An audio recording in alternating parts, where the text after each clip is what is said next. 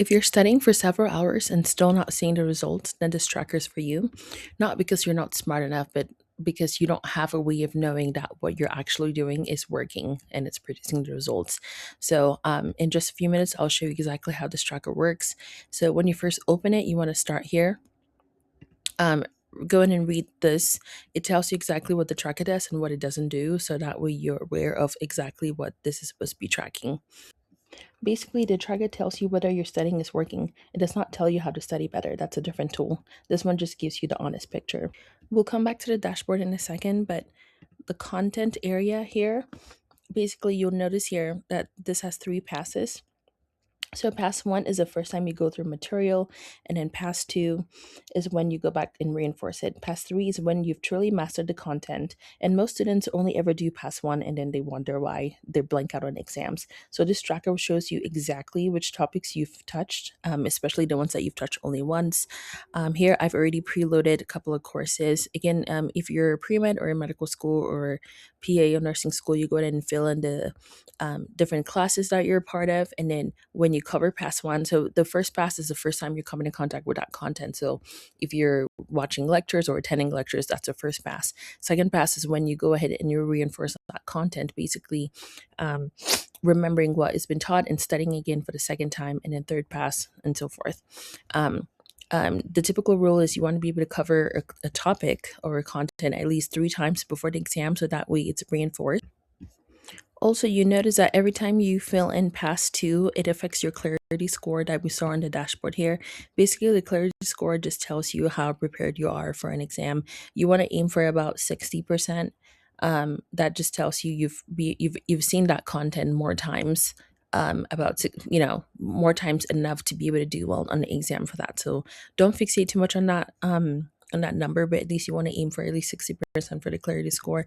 So if I go ahead and um, let's say let's just take away these ones, and then you look in the dashboard, your clarity score has gone down. So everything feeds into the dashboard from here. Once you input the data, it just basically tells you how close you are to being prepared for the exam. Um, and the dashboard is basically your weekly check-in. The numbers at the top, like I mentioned, is your clarity. Again, this tells you if you're below 60% heading into an exam, then you have content gaps.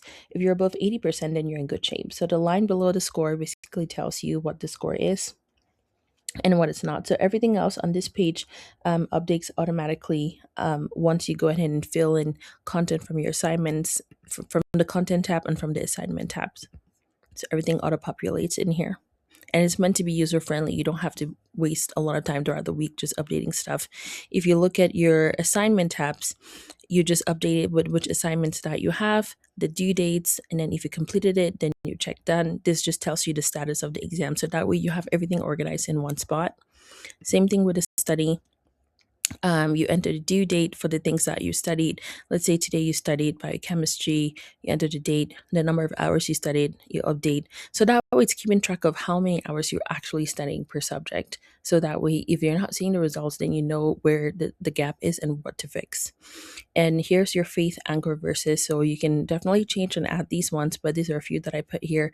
You can add them here just to stay motivated and keep your mind focused as you're studying. Same thing with the test review.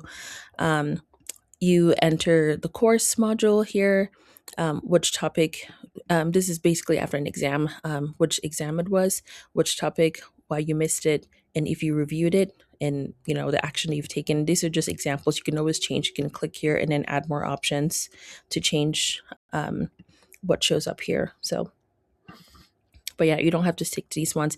But these are just after the exam, so you review exactly what you missed, even especially those questions that you thought you would get correctly and then you didn't get correctly on the exam. This is a good place for you to reinforce those. I know this is the less sexy part about studying and nobody really wants to do it. I'm always hesitant about doing this part, but honestly, sometimes the questions that you see on the midterm will come back again on the final. And as one of my biochemistry professors says, you don't want to get bitten by the same snake twice. So you definitely want to make sure that if there's a topic that comes up on any class, you know exactly what you missed, you reinforced it, and then you double check if you reinforced that or not. So Also, one last thing to mention about the test review tab: if you see the same topic that's showing up, 3, 4 times on this list, that's basically your past three priority. You want to make sure that you enforce that before the exam. You don't have to guess what to study before the exam because the pattern just basically tells you what's going to be coming up. So that's basically the whole thing. As we mentioned before, the content lab fits into the dashboard. And it shows you your clarity score, the assignments keep you on track, and the test review basically shows you your real big areas. The study log keeps you honest about your hours. Use this every Sunday evening. I would recommend take about 2 minutes every week to know exactly where you stand and what you're supposed to be studying when you sit down to study, and then also log your hours. It's not meant to be tedious. That's why I made it very user friendly. It's meant to track exactly what you're doing so you know that when you sit down to study, this is what you're doing. And when you don't see the results, you know exactly where the gaps are, what to pivot, and what to change. When you're ready to go deeper to learn not just how to track your studying, but also how to actually study, the Academic Clarity Toolkit is the next step. If you want to check that out, click on the link in the bio in my bio on the description below, or you can DM me on Instagram and I'll send it to you. Thank you and happy studying.